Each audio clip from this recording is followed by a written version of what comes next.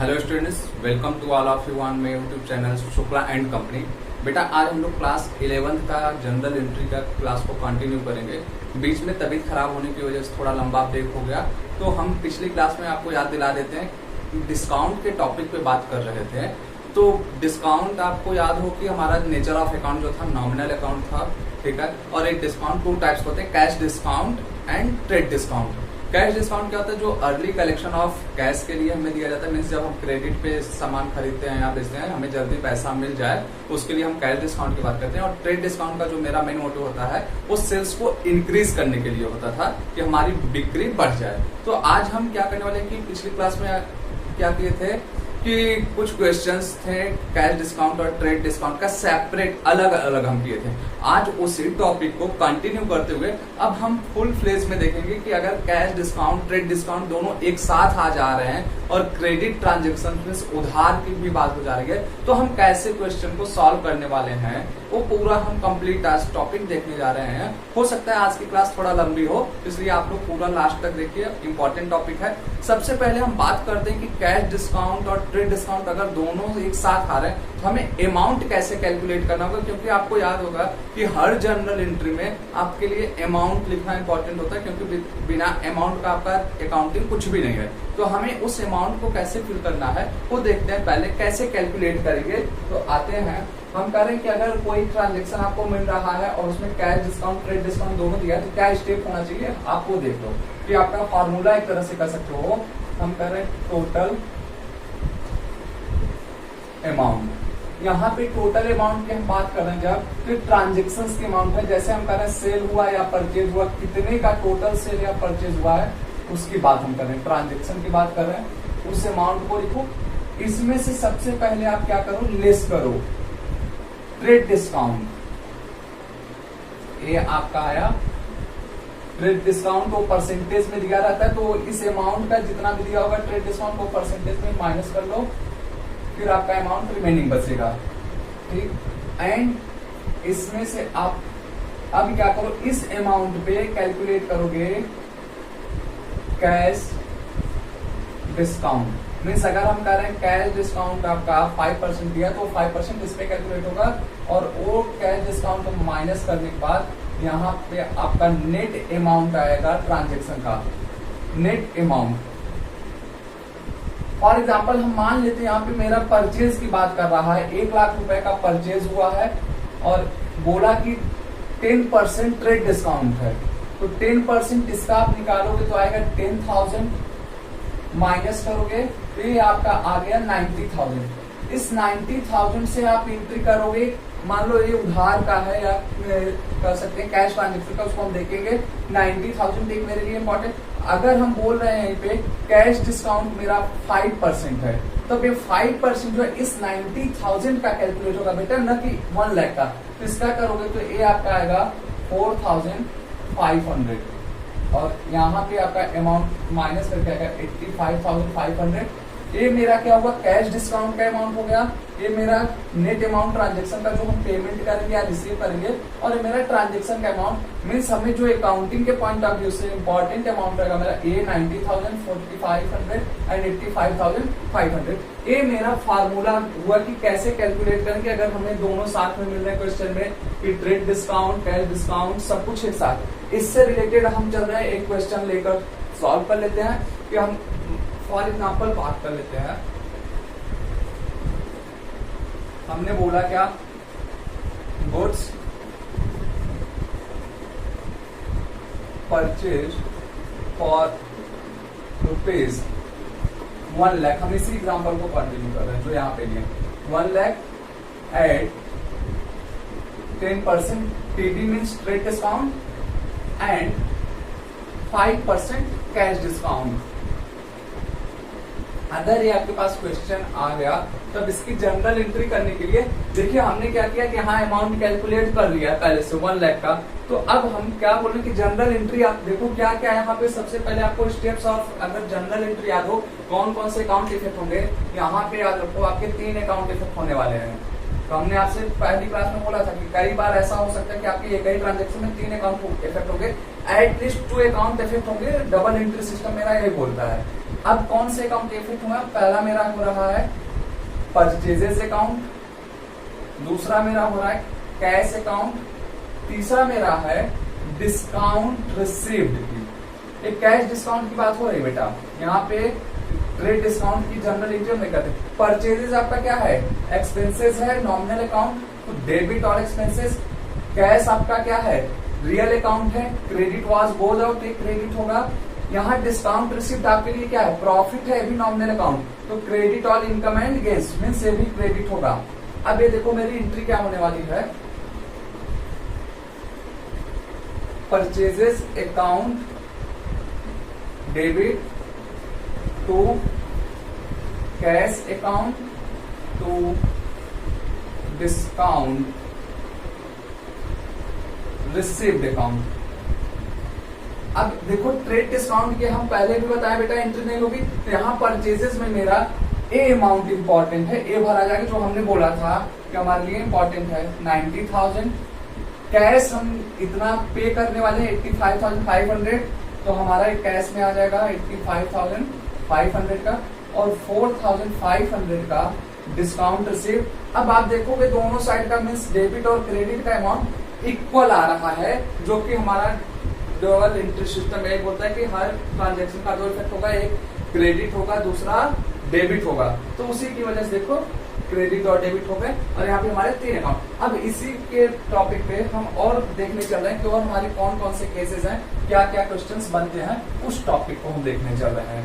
Means अब हम credit transaction वगैरह को सबको इंक्लूड करने वाले हैं, फुल फ्लेज क्वेश्चन कि जो डिस्काउंट से रिलेटेड बनता है।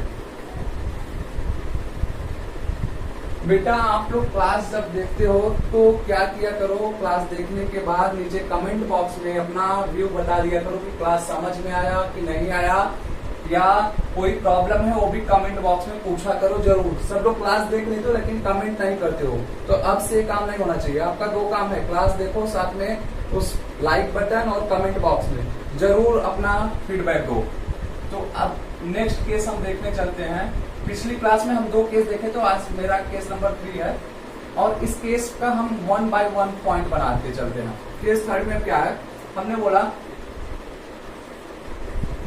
गुड्स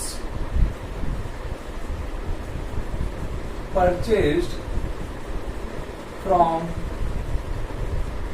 रीमा फॉर रुपीज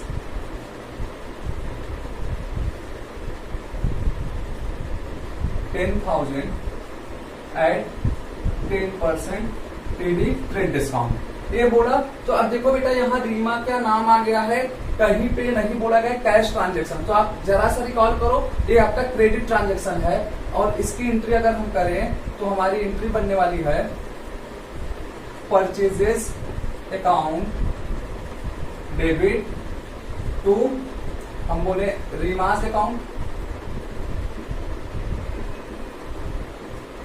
अब यहाँ पे 10% ट्रेड डिस्काउंट है, तो आएगा 1,000, माइनस करोगे तो अमाउंट मेरा आएगा 9,000 से। ये मेरी जनरल एंट्री, आप ब्रैकेट में इसका नरेशन दे सकते हो, being goods purchase from Reema on credit. अब इसी का पॉइंट नंबर 2 आप देखो क्या बोला, cash paid to Reema rupees 4,000। अब आगे बोला कि कैश पेड टू रीमा 4,000, तो हम उसकी एंट्री कर देते हैं। चलो अब यहाँ पे आप ध्यान दोगे, एक रीमा का अकाउंट इफेक्ट होगा, दूसरा कैश अकाउंट होगा। Reema personal account, debit the receiver, cash real account, credit what goes out. ये आपको याद हो जाना चाहिए, हमें उम्मीद है। तो अब हम ये करते हैं रीमास अकाउंट डेबिट टू, क्या बोला इसने, कैश। तो कैश पे किया तो कैश अकाउंट, अमाउंट हम फिल कर देते हैं 4,000 जो पे किया है। ठीक, अब आगे देखो, यहाँ पे हमें देखना बेटा डिस्काउंट किस किस तरीके से क्वेश्चन में हमसे बोल सकता है। अब आगे क्या आपसे बोला, कैश पेड टू रीमा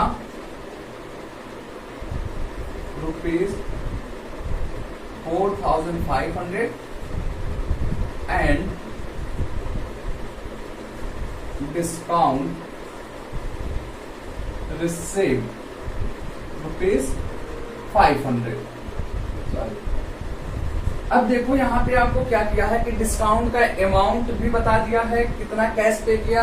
तो इसकी एंट्री हमें अगर करनी हो तो अब कर सकते हैं। रीमास अकाउंट डेबिट टू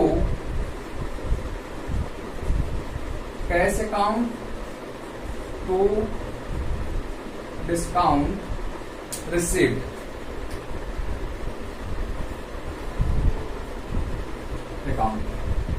यहाँ पे आपका कैश देखो बता रहा है 4500 पे किया गया, तो 4500 डिस्काउंट आपको मिला है 500 का, तो 500 इन दोनों का सम टोटल करोगे 5000। अब देखो बेटा 5000 रीमा को यहाँ पूरा ट्रांजेक्शन का अमाउंट हो गया 4000 या 5 4 9 9000 का रीमा से हम खरीदे थे। एक तो मेरा ये तरीका हुआ कि डिस्काउंट बताने का। अब इसी में थोड़ा सा मॉडिफिकेशन करने चल रहा है। इस लाइन में एंट्री मेरी यही सेम होने वाली है, लेकिन अब डिस्काउंट कहने का तरीका कैसे होगा ये देखो। पूरा क्वेश्चन सेम तरीके से चल रहा है, केवल हम बेटा ए वाली लाइन चेंज करने जा रहे हैं। फिर से हम रिपीट कर रहे हैं लाइन, पॉइंट नंबर 3 की हम लाइन रिपीट करने जा रहे हैं। यहाँ तक एकदम ऐसे चलेगा, कैश पेड टू रीमा ₹4500, केवल आगे एक वर्ड चेंज करने जा रहा है बस। ₹4500 इन फुल सेटलमेंट। अब यहाँ पे क्या बोला आपका कि रीमा से परचेज किया गया 9000 का, 4000 रुपए का क्या हुआ पहले पे कर दिया गया। फिर बाद में बोला कि 4500 पे किया, लेकिन एक वर्ड क्या बोला इन फुल सेटलमेंट। अब इसका मतलब क्या होता है आप समझ लो। जैसे आप लोग क्या करते बेटा कि जाते हो कई बार सामान खरीदने, तो दुकान पे सामान लिए 100 रुपए का, सामने वाले दुकानदार को आपने दिया कि अंकल जी 90 रुपए ले लो, वो बोला बेटा 10 रुपए उधार रहेगा। आप कहते हो नहीं अंकल, पूरा फुल एंड फाइनल पेमेंट कि 10 रुपए अब आप हो जाइए, 10 रुपए मेरे लिए डिस्काउंट है, हम भी तो आपके बच्चे के समान हैं। तो इस तरीके से क्या हुआ कि आपने वहां बोला कि 10 रुपए फाइनल। तो यही यहाँ पे भी बोला जा रहा है कि रीमा को 4500 रुपए दिया गया फुल सेटलमेंट। मीन्स अब इसके बाद कुछ भी रीमा से बकाया नहीं है। अगर कुछ भी बकाया नहीं तो 500 रुपए कहाँ गया भाई? वो 500 रुपए मेरा डिस्काउंट में जाएगा। कहने का मतलब अगर आपको क्वेश्चन में कभी इस तरीके से दे दे तो आप समझ जाना कि कैसे वो डिस्काउंट में जा रहा है फुल सेटलमेंट। अब यहाँ पे 500 रुपए कैसे कैलकुलेट हम करेंगे तो उसको देख लो कि यहाँ पे क्या हुआ 9000 का हमने रीमा से परचेज किया। 9000 में क्या किए थे 4000 रुपए हम रीमा को दे चुके थे, बचा कितना देने को 5000। लेकिन अब बोला गया 4500 रुपए हम दे रहे हैं, तो यहाँ पे डिफरेंस कितना आया 500 का। ये मेरा क्या हो गया डिस्काउंट। तो ऐसे भी क्या हो सकता है कि आपको डिस्काउंट कैलकुलेट करने का इनडायरेक्ट वे में दे सकता है तरीका। हमने पहला क्या देखा परसेंटेज टर्म में दिया था, फिर हमने देखा कि अमाउंट टर्म में, फिर अब क्या हुआ फुल एंड फाइनल पेमेंट में। हमें एक ही चीज को कई तरीके से बता रहा है कि वो बातें हम यहाँ देख रहे हैं।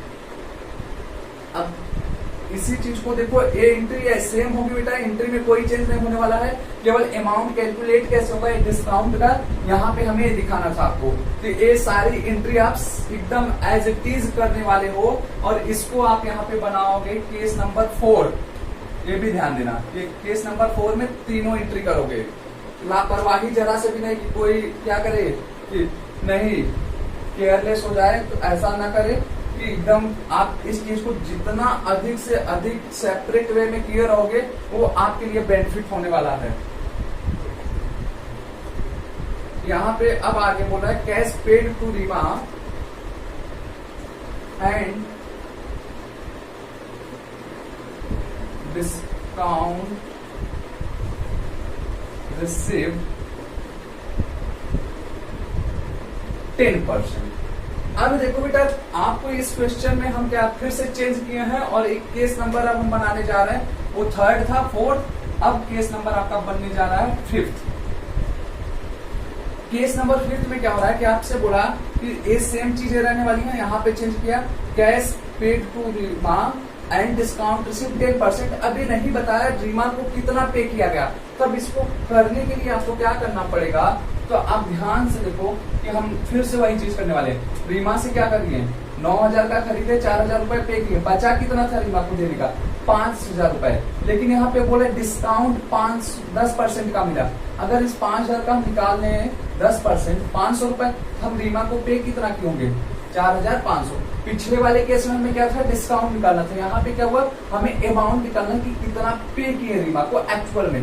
ये दोनों में डिफरेंस है। और एंट्री फिर आपकी वही हो जाएगी, रीमास account debit to cash account to discount receive. हमारा यहाँ पे आप देखो चेंज केवल ए हुआ। तो आप एकदम बारीक से आप देख सकते हो कि थोड़ी सी लाइन चेंज करने की वजह से क्या हो रहा है, मेरा केस बदल रहा है। कि मीन्स ऊपर सेम वैसे चला रहा है और पूरा का पूरा खेल हम बता रहे हैं आपको, वो क्या रहा है, ये डिस्काउंट का है, डिस्काउंट। अब यही बेटा है कि जस्ट हम रिवर्स कर दें, अगर यहाँ पे परचेज की जगह हम कहते हैं गुड सोल्ड, तो हमारी एंट्रीज चेंज होती चली जाएंगी, तब हर केस में सेल्स की एंट्री हो जाएगी और अमाउंट सेम इसी तरीके से वहां भी कैलकुलेट होगा, वहां पे भी कुछ बदलने नहीं वाला है। मीन्स अगर सेल्स का केस होगा तो वहां डिस्काउंट अलाउड हो जाएगा, बस कैश जो यहाँ पे क्रेडिट हो रहा है वो डेबिट हो जाएगा, लेकिन प्रोसेस जो है यही होने वाला है डिस्काउंट के केस में। अब हम अगले केस पे चलते हैं, केस नंबर 6 पे। अब उसमें क्या होता है ये देखिए आप,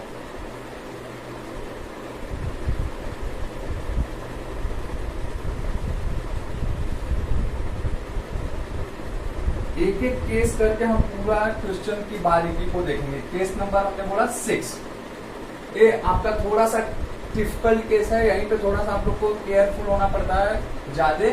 यहाँ पे क्या बोला, गुड्स परचेज फ्रॉम मोहन और रुपीज 1 लाख, और ब्रैकेट में आपका बोल रहा है यहाँ पे list price at 10% TD means trade discount. अब पहली चीज तो बेटा यहाँ पे ये समझ लो, लिस्ट प्राइस का मतलब क्या होता है। लिस्ट प्राइस का मतलब होता है कि आपका एमआरपी। लिस्ट का मतलब यहाँ कम कोई नहीं समझ लेना। लिस्ट प्राइस का मतलब होता है जो आप परचेज करने जाते हो, कोई भी जैसे आप शर्ट वगैरह परचेज किए तो उस पर टैग लगा होता है प्राइस का, उसी को बोला जाता है लिस्ट प्राइस। तो यहाँ पे बोल रहा है कि 1 लाख रुपए का सामान खरीदा गया जो कि लिस्ट प्राइस है 1 लाख रुपए, मीन्स एमआरपी जो टैग है वो टैग है 10% ट्रेड डिस्काउंट पे। परचेज किससे हुआ? मोहन का। अब यहाँ पे अगर इसकी एंट्री हमें करनी हो तो कोई दिक्कत नहीं है। Purchases account debit to Mohan's account. List price पे हम 10% निकाल देंगे तो 10,000 आएगा, माइनस करेंगे तो 90,000 से मेरी एंट्री हो जाएगी। अब आगे देखो क्या हुआ, फिर थोड़ा सा और इसमें क्या प्रॉब्लम होती है वो दिखाने चले। आप किसने बोला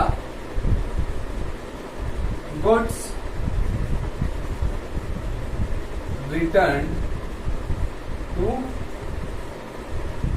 मोहन रुपीज 10,000 लिस्ट प्राइस, यहां पे भी बोला। अब इसका मतलब क्या हुआ, हमने क्या किया कि मोहन से परचेज किया 1 लाख सामान का जिसपे 10% ट्रेड डिस्काउंट हमें मिला। अब यहाँ पे बोला कि 10,000 का सामान हम जो कि उस 10,000 रुपए एमआरपी है वो मोहन को वापस किए। अब वापस करने का मतलब क्या हो कि हो सकता है कि कई सारे रीजन हो सकते हैं वापस करने के, कि जो सामान हम मंगवाए थे वो मोहन ने ज्यादा भेज दिया, या जैसा सामान हम मंगवाए थे मोहन वैसा नहीं भेजा। तो क्वेश्चन हमारे लिए इररिलेवेंट है कि क्यों वापस हुआ। बहुत से बच्चे क्लास में पूछते सर क्यों वापस कर दिया, तो हमसे ये नहीं मतलब है क्यों वापस कर दिया। हमारे पास आया है, हम एंट्री कर रहे हैं, वो उनकी प्रॉब्लम है मोहन की और बिजनेसमैन की, क्यों वापस किया जा रहा है। अब यहाँ पे हमारे लिए इम्पोर्टेंट क्या है बेटा, आप ये सोचो कि 10,000 रुपए जब यहाँ पे वो बोल रहा है कि वो फॉर एग्जाम्पल हम कह रहे हैं कि यहाँ पे जो 1 लाख रुपए का सामान खरीदा गया था वो 10 सामान थे और सबकी एक एक की प्राइस थी 10,000 रुपए, तो डिस्काउंट भी मिला हमें 10%। जब हम वापस करने जा रहे हैं जिस सामान की प्राइस है आपका 10,000 रुपए का, तो सामान हम खरीदे में कितने होंगे, मीन्स यहाँ पे जो हम एंट्री करने वाले उस एंट्री का अमाउंट हमें जानना है।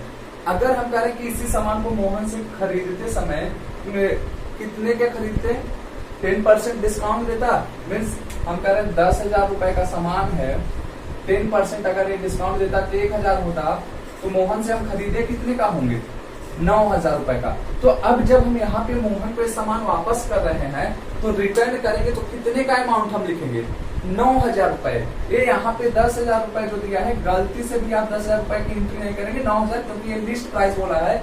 अगर आप किसी से सामान खरीदे और डिस्काउंट लिए हो तो जब सामान भी वापस करो उतने ही पैसे का सामान वापस होगा जितने का खरीदे थे। तो अभी परचेज रिटर्न की एंट्री है बेटा, यहाँ पे हमारा परचेज रिटर्न क्रेडिट होता है, तो हम कर लेते हैं Mohan's account debit to purchases return. Mean जो चीज हम खरीदे थे उसको वापस कर दिए। ये भी मेरा क्या है, नॉमिनल का। यहाँ पे अब एंट्री मेरी कितने से होगी, 9000 रुपए से। ये लो बेटा, मेरा 9000 रुपए हो गया। अब अगला क्या बोला, ये देखते हैं हम। Cash paid to Mohan rupees 80,000 in full settlement.